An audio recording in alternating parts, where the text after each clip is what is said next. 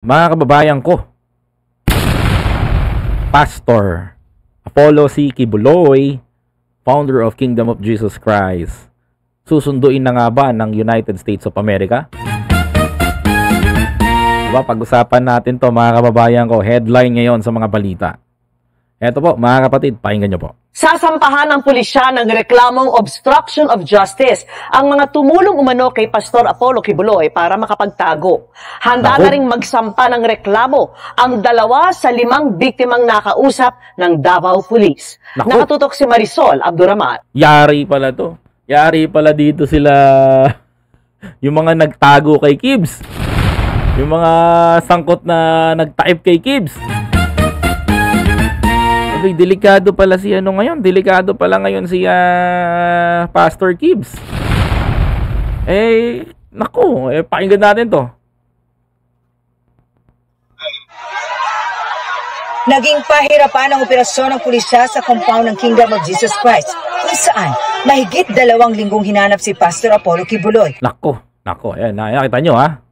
Ang ilang posible umunong tumulong sa kanya noon, pinaghahandaan ng sampahan ng reklamong obstruction of justice ng PNP. Nako, yari. Yan, maliwanag to ha, yung mga pumrotekta. Kasama ba yung mga influencer dyan? Kasama ba yung mga nagrally dito sa Maynila? Kasi ang sabi dito, mga kababayan ko, sasampahan daw po di umano ng kaso yung mga kasama neto niya nagtago at nagkanlong dito kay sa puganting pastor na si Kibuloy.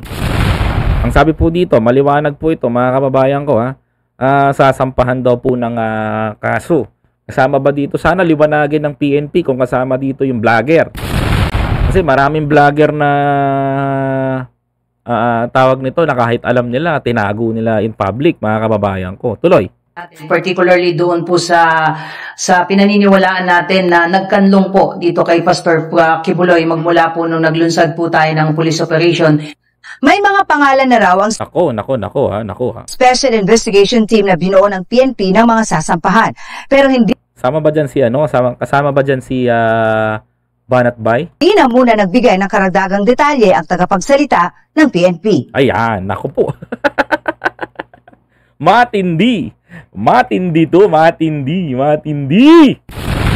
Ako, aabangan ko talaga mga kababayan. Yung ito ni aabangan ko Kasama ba dito yung mga influencer? Di ba? Hindi kaya natatakot na rin si Pebbles Cunanan, kaya lumilikas na. Kasi nagulat ako si Pebbles Cunanan, nag-pro-government na Totoo lang ha.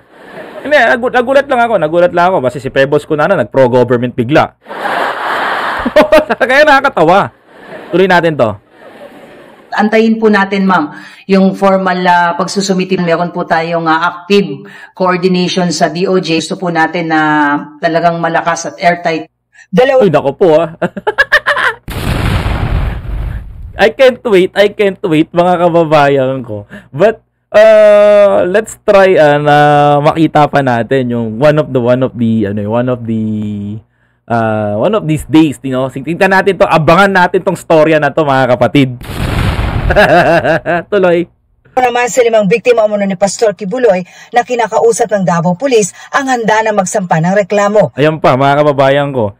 Ayon dito sa balita mga kababayan ko, meron daw pong nakausap ang mga taga Davao na handa na rin po daw magsampa ng kaso dito kaya Pastor Kibuloy. Ang sabi naman din ang kwento naman dito, magsasalita na daw yung mga minor de edad. Sabi lang dito, ito based on dun sa balita mga kababayan.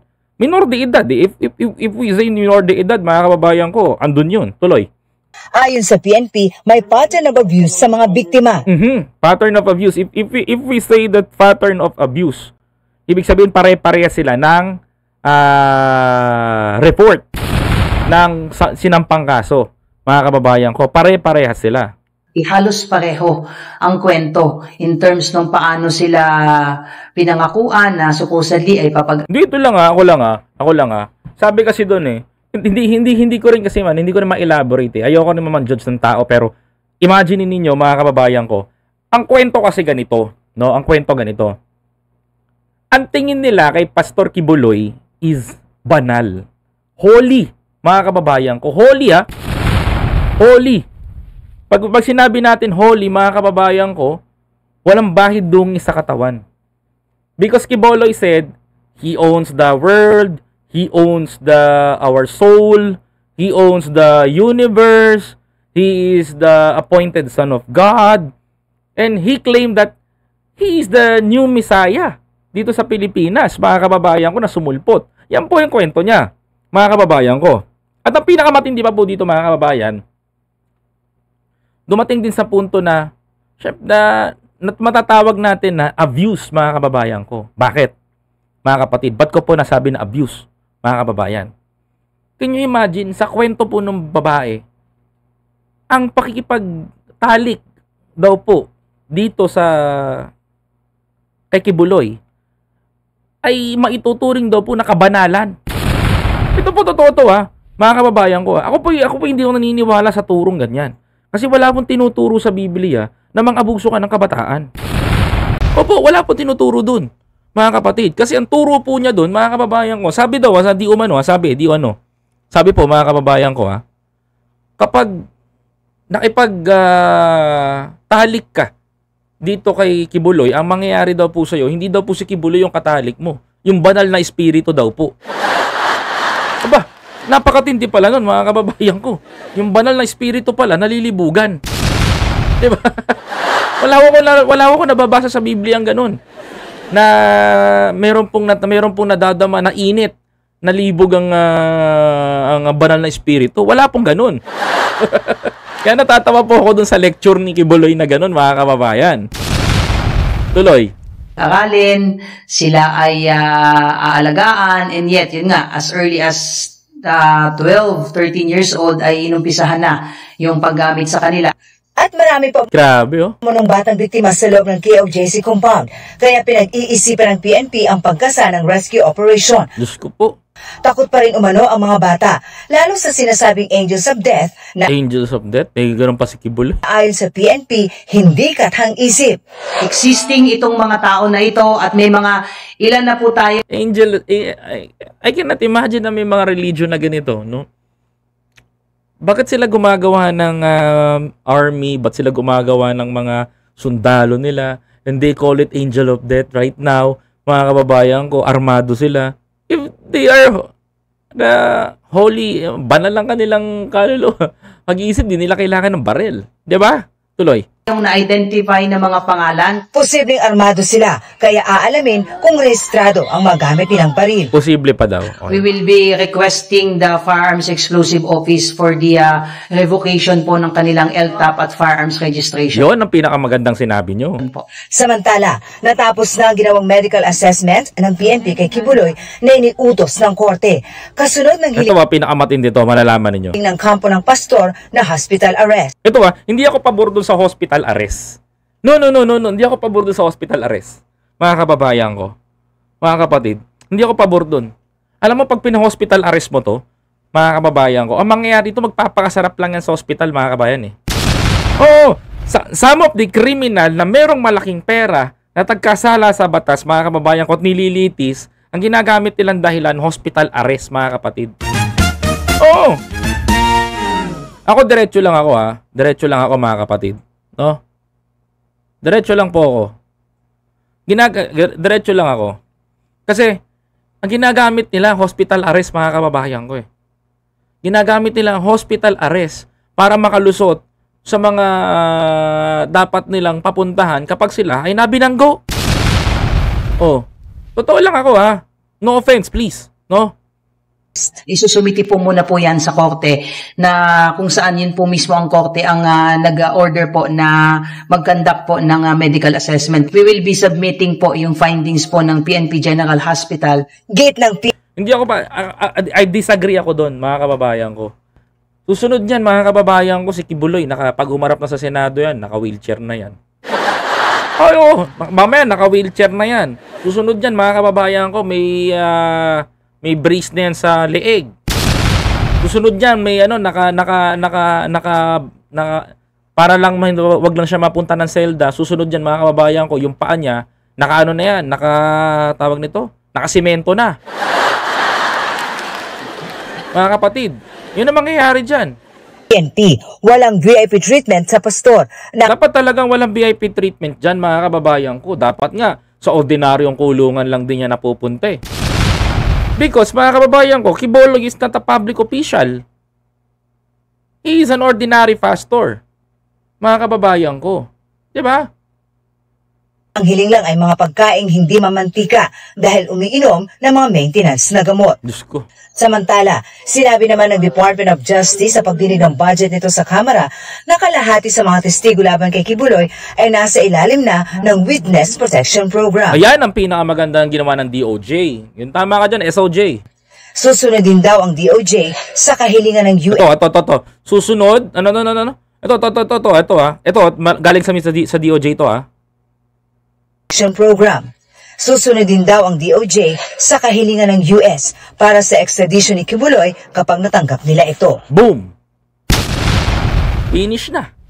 Mga kababayan ko, the Department of Justice said, kapag nakuha na nila, mga kababayan ko, yung sulat ng Department ng Homeland Security or ng Estados Unidos, yung sulat at papadala dito sa Pilipinas, agad na ipapa-extradite itong si Quiboloy para harapin niya naman yung kaso niya doon. Well, mga kababayan ko, maganda rin po yun kasi at least madidepensa na ni Quiboloy yung problema niya sa ibang bansa, mga kababayan ko. Ay, hindi naman to pangkungot siya, hindi to panglalait.